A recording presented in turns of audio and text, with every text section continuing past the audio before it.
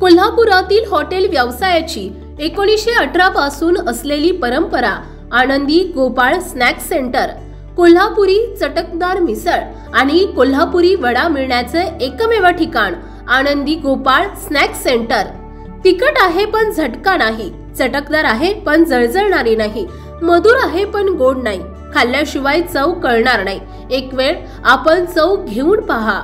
मिळण्याचे ठिकाण श्रीनाथ मच्छी ढाबा, वीर धरणावरील सर्वात जुना ढाबा, तोंडल, तालुका खंडाळा, जिल्हा सातारा।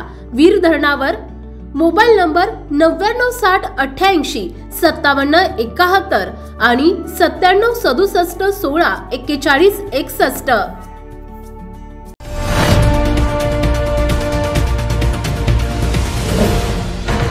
सावधान हिंदुस्तान न्यूज, ज्वलंत विचार, ज्वलंत आचार।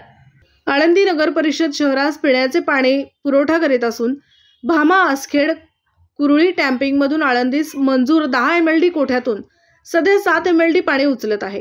वास्तविक आळंदीचा मंजूर कोठा 10 MLD असताना तसेच पाण्याची प्रचंड मागणी असताना पाणी कमी उचलले जाते। यातून आळंदीकरांत नाराजी आहे।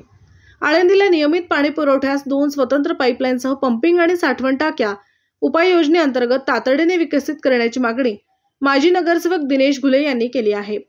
या संदर्भात माजी नगरसेवक घुले यांनी आळंदी नगर परिषदेस निवेदन देऊन लक्ष वेधले आहे। आळंदी शहरास पिण्याचे पाणी गोपाळपुरातील पाणी पुरवठा केंद्रातून शुद्धीकरण केले जाते। येथून ते आळंदी हवेली येथील डोंगरावरून पुन्हा आळंदी हवेली आणि आळंदी खेड येथील जलकुंभ भरत आळंदी शहरास देत असताना पाणी पुरवठा विलंबाने होतो। नागरिकांना नियमित, पुरेशा प्रमाणात आणि उच्च दाबाने नियमित रोज पाणी पुरवठा करण्याची मागणी करण्यात आली आहे।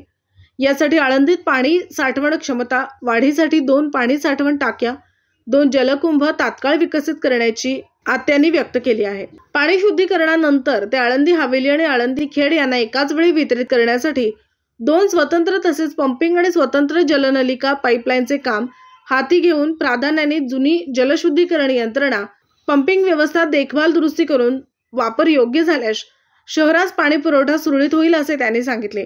यामुळे आळंदी खेड आणि आळंदी हवेली या भागात एकाच वेळी पाणी पुरवठा होऊन झोन देखील कमी होऊन नागरिकांना रात्री अपरात्री उशिरा होणारा पाणी पुरवठा वेळेत तसेच विलंब होण्यासाठी मागणीप्रमाणे तात्काळ उपाययोजना व्हाव्यात असे साकडे आळंदीकरांचे वतीने माजी नगरसेवक घुले यांनी नगर परिषद मुख्याधिकारी यांना निवेदन देऊन घातले आहे।